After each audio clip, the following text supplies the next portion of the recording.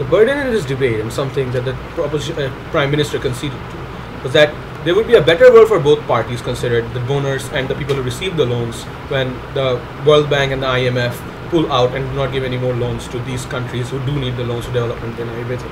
We tell you they've significantly failed to show us that, because they've tried to do that in two ways, right? Number one, they've tried to show that it's inherently unfair for us to force the taxpayers in America, taxpayers in all those donor countries, to give money to something, to invest their money in something that automatically is never going to give them results, because at the end of the day, the results that the people receive from this is essentially money going to corrupt politicians, to funding dictatorial regimes, right? And no meaningful change comes through this, no people's lives are better.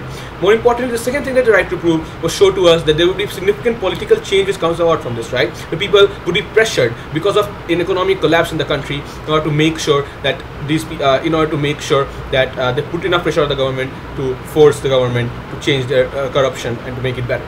We tell you there's a significant there's a dichotomy in what they have tried to propose here. Because number one, they tell us that there will be significant economic collapse. That economic collapse will lead to people putting significant pressure on the government, because their daily lives will be hampered and they won't be able to survive.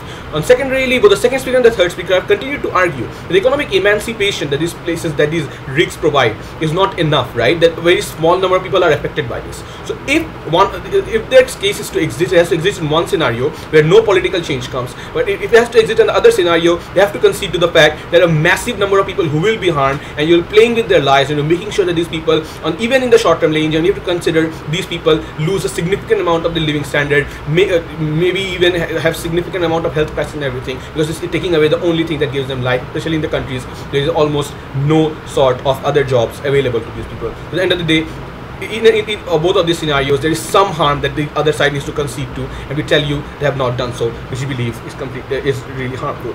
So how is this speech going to go, right? First, I'm going to tell you whether or not these industries do provide significant remuneration, is something that we talked about, why they are important for the emancipation of people in these countries. Number two, we tell you whether or not corporations should exist, or whether the World Bank should take this duty. Then we'll tell you why political change will never occur, and why even if it does, it will be so much worse. But lastly, we'll tell you why the World Bank should do this, right? And not leave it to corporations and everything. So number one, we talk about, do these industries provide significant emancipation to people? And the third speaker from the proposition side clearly shied away from this clash, right? Because she never talked to you about how, about my second speaker's argument, or how in Mozambique, 100,000 people got employed simply from oil rigs, etc. More importantly, there are small industries rise up to service these auxiliary industries, right? These oil rig industries, even if they are operated by a small number of people, there are lots of other industries rise up. Industries do small jobs. These small jobs are eventually led to making sure that people at least have some sort of jobs which you didn't used to do before. We tell you all of these things eventually build up to make sure that a large number of people are employed through or because of these companies coming in. And we tell you, if you don't have this company, it's essentially a huge problem. But more importantly, we tell you it's not true that countries simply specialize in this and never do anything else, right? Because in Saudi Arabia, as she clearly didn't try to refute, the petrochemical industry has developed recently. This petrochemical industry is now getting more and more funding by the Saudi government, because they want to diversify their product. We tell you the only thing that you need is to make sure that this government have enough money to invest in there, and they will automatically do that. And we tell you this is something that develops inside the country to begin with. More importantly, their entire problem with this is that workers get exploited and there's not enough to do. We tell you, if workers do get exploited, it's number one, they won't get money in any other job scenario, because they don't have any other jobs inside the country. But number two, even if these workers do get exploited, it's our job to stop that. We tell you there can be significant amount of international scrutiny that you bring in, right? This is something that World Bank does bring in, because the moment that you isolate a country, right, what happens is that that country is, it's easy in that country to show that as an anti-Western thing, where all the West is doing is effectively taking away the only money that you have. It's effectively punishing your government. Because at the end of the day, the moment that you punish this government, you punish the people themselves, because the people did nothing to deserve this, right? It's something that they never contested to. But let me tell you, that's very bad. But lastly, we tell you, Qatar itself is an example of a country that has been developed by World Bank and IMF investing in it with a very strong amount, right? By selling their natural resources, right? And we tell you that fundamentally, these countries do develop and make the living standards better. We tell you, since the World Bank, etc., brings in such massive amounts of international scrutiny, it is incredibly important to make sure these countries, these industries stay and they don't go away. Moving on to the second idea, right? Whether or not corporations do invest in the country.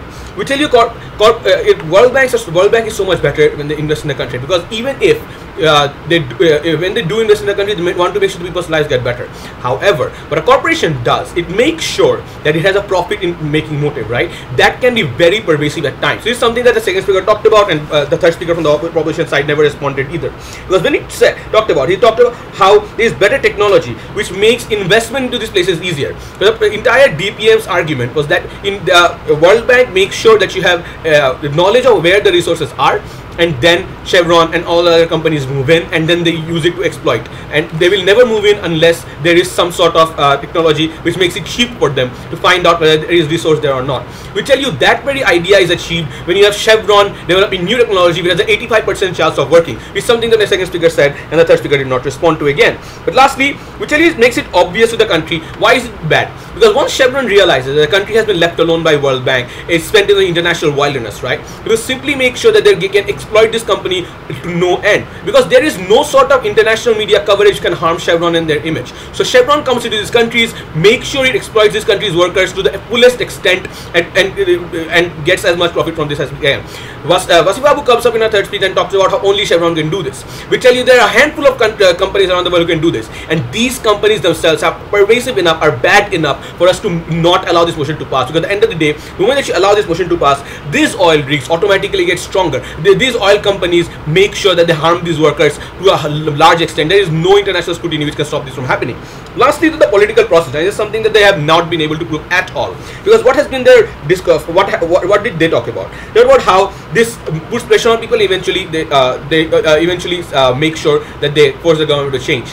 We told you how there is a dichotomy exists, but more importantly, what we'll further do is tell you why this is bad. Because we told you that at the end of the day, there is the change that you talk about comes from people who are uneducated, people who are poor, people who have no ability to live their lives. For them, they will take the easiest route out.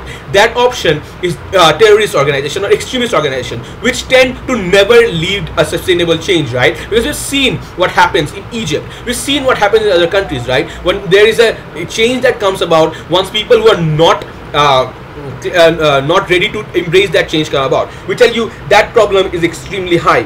Fundamentally, ladies and gentlemen, we tell you the moment that you have this, the moment that you create isolation, these people turn to all those people who do make sure that they exploit these individuals, who do make sure that they have significant amount of harm here. At the end of the day, once you turn to these people, there is no ability to change it. More importantly, we tell you the only way to ensure proper sustainable change, making sure that the middle class develops.